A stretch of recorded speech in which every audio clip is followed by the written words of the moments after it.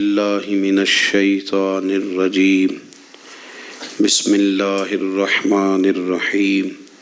واتبع سبیل من اناب الی صدق اللہ العظیم وصدق رسولہ النبی الکریم الامین ونحن علی ذلک لمن الشاہدین والشاکرین والحمد للہ رب العالمین۔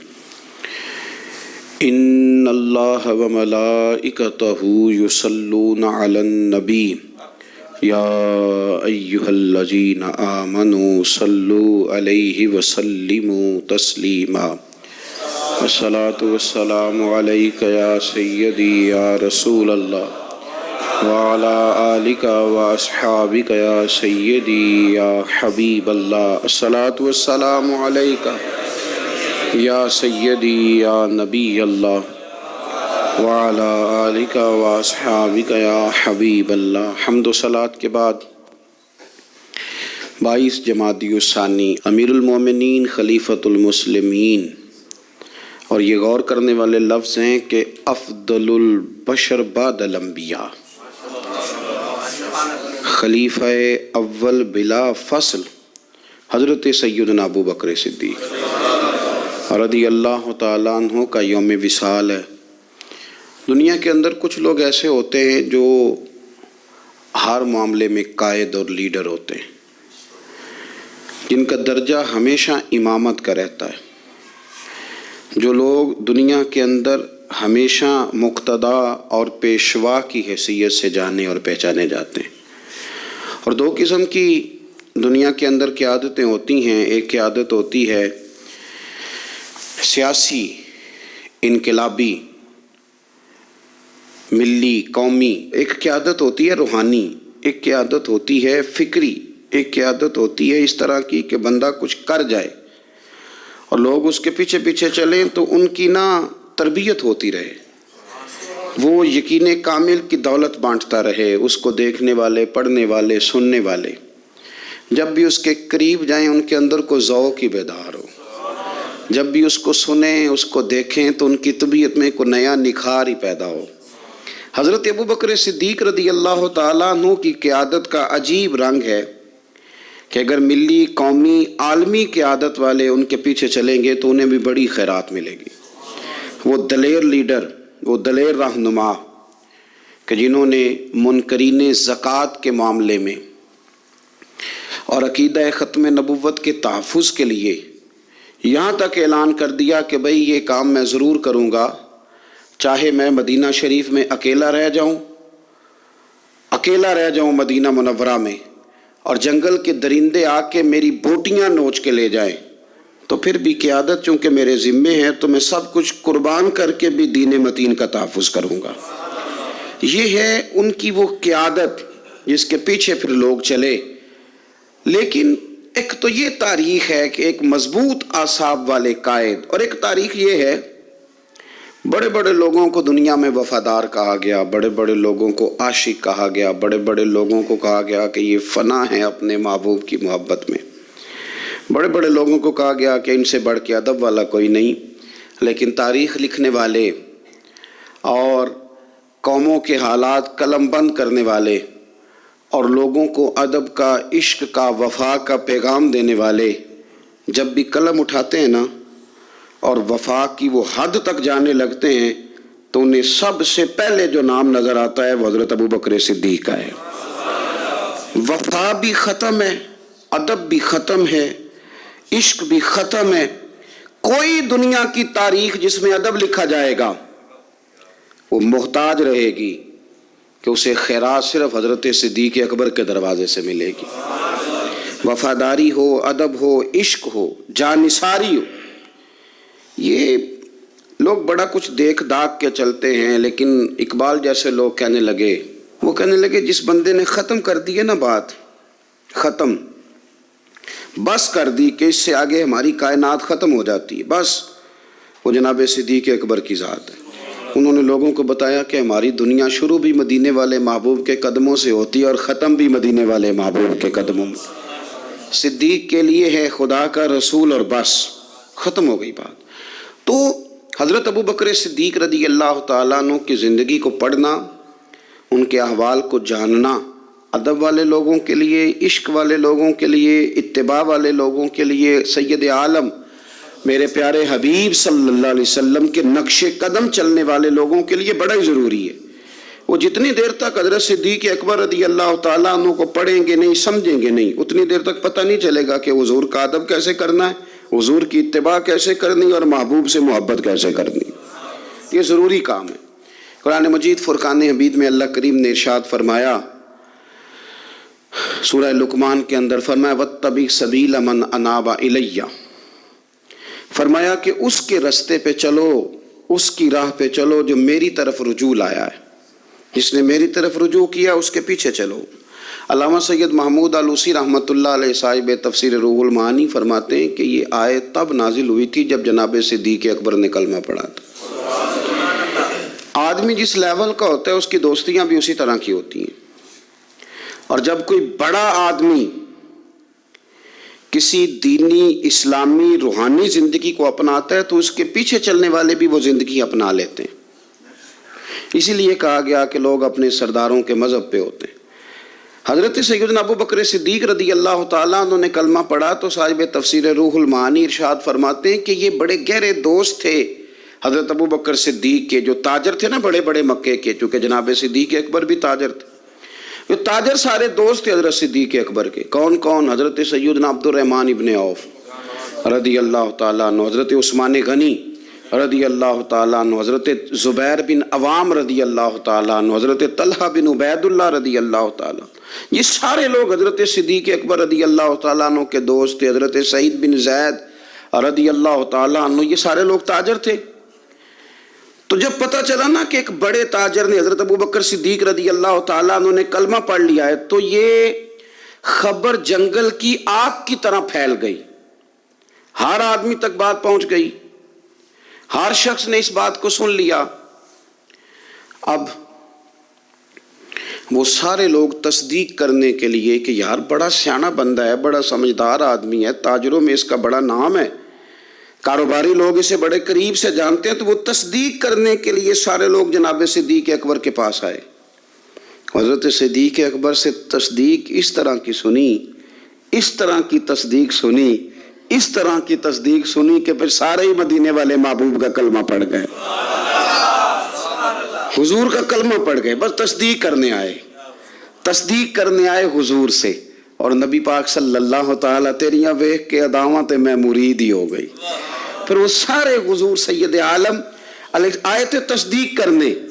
سودا لینے کے لیے بازار گئے ہم، پر ہاتھ اس کے بکے جس کے خریدار گئے ہم۔ تو وہ نا حضور کی غلامی میں آ گئے۔ تو سمجھ لیں اس بات کو اور اس پر غور کر لیں کہ نبی پاک علیہ الصلاۃ والسلام کے اس غلام کا یہ حال ہے کہ یہ کلمہ پڑھیں تو مکے کے بڑے بڑے تاجروں میں انقلاب برپا کر دیں۔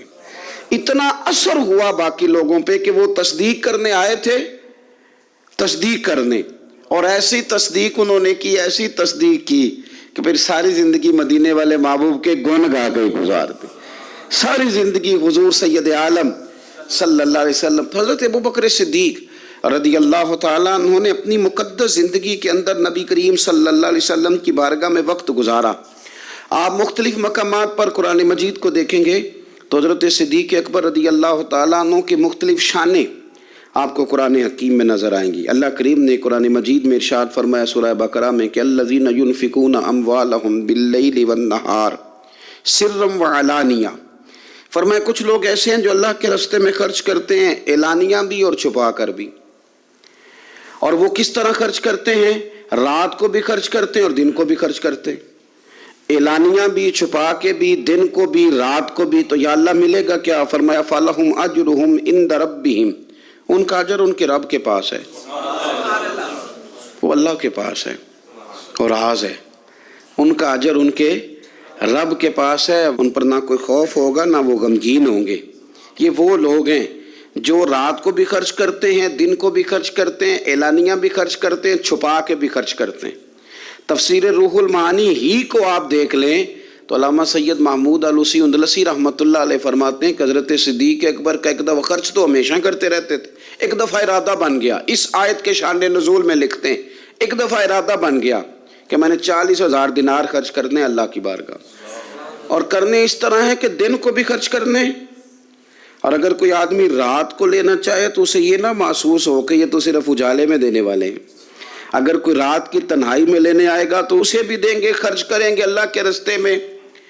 اور 10,000 دینار، 40,000 کل دینے تھے، 10 خرچ کیے دن کو، 10 خرچ کیے رات کو، 10 اس وقت خرچ کیے جب ساری دنیا اعلان ہوتا ہے نا چندے کا تو سارے دے رہے ہوتے ہیں، 10 اس وقت خرچ کر دیا 10,000 دینار، اور پھر 10 چھپا کے خرچ کیا، 10 چھپا کے بھی خرچ کیا، یعنی اس وقت بیچ مجمع کے بھی دینا بعضوں کا بہتر ہوتا ہے کہ دوسروں کو بھی رغبت ہوتی ہے،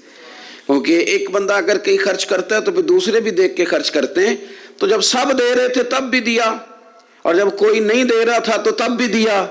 اور دن کو بھی دیا اور رات کو بھی دیا، تو رب کریم نے پھر اس کا ذکر قرآن مجید میں فرما دیا۔ تو حضرت ابو بکر صدیق رضی اللہ تعالیٰ عنہ کی حیات مبارکہ کو آپ پڑھیں، اس پر آپ غور کریں، ایک مقام نہیں درجنوں مقامات آپ کو ایسے ملیں گے۔ اسی طرح امام فخر الدین رازی رحمۃ اللہ علیہ تفسیر کبیر میں فرماتے ہیں کہ یہ جو آیت ہے نا، ان الذین قالوا ربنا اللہ ثم استقاموا تتنزل علیہم الملائکہ،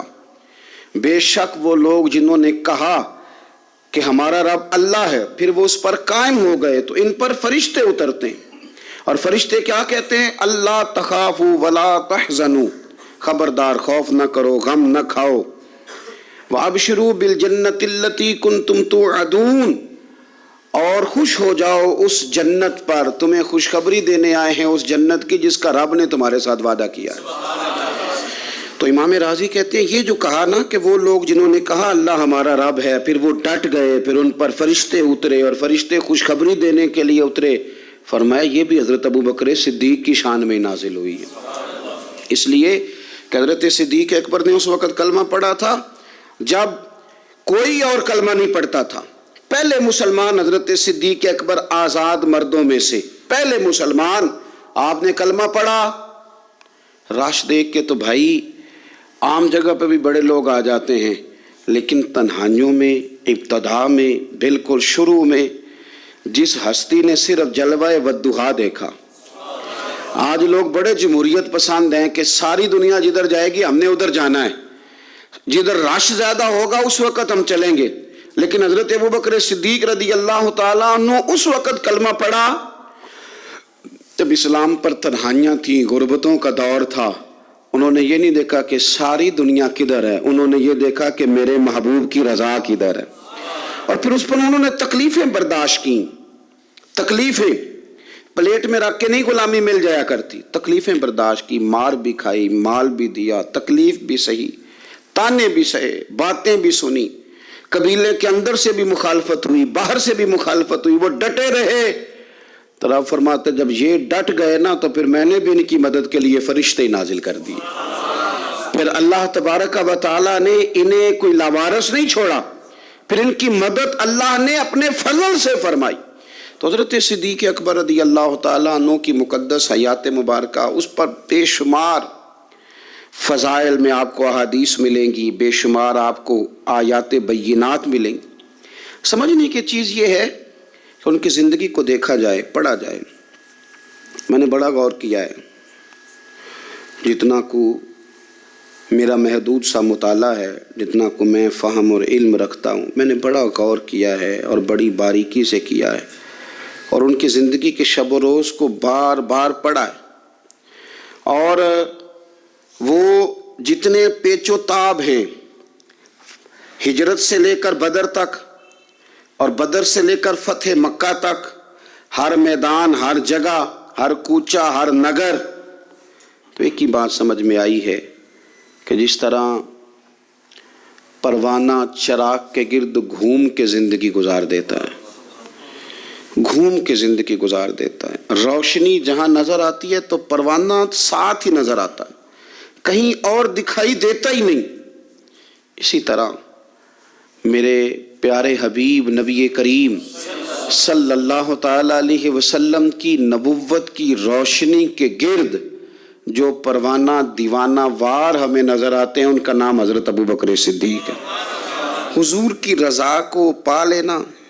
حضور کیا چاہتے ہیں اس چاہت کے مطابق کوشش کرنا۔ جس نے میرے نبی پاک علیہ الصلوۃ والسلام کے ساتھ عداوت رکھی اس کے ساتھ عداوت رکھنا، اسے اپنا دشمن جاننا۔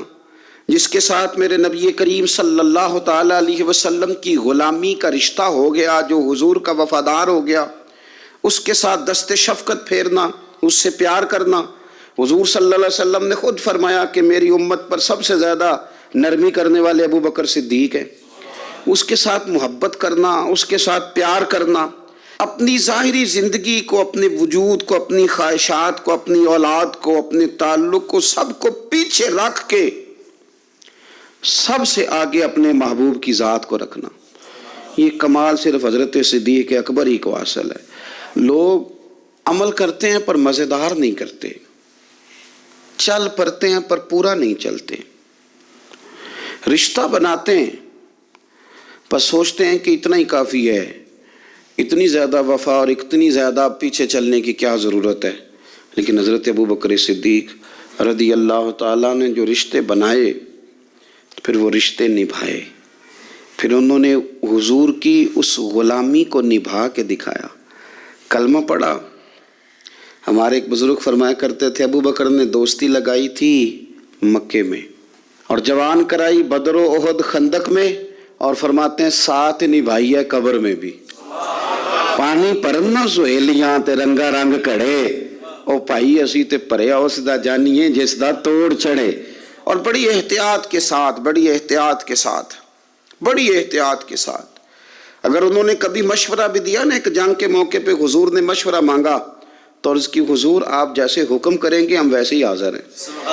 اگر کبھی مشورہ مانگا بھی تو انہوں نے بڑا محتاط ہو کے بڑی احتیاط سے، کوئی زیادہ رائے نہیں، اس لیے کہ جس سے پر اعتماد زیادہ ہوتا ہے اس کی ذمہ داری بھی زیادہ ہوتی،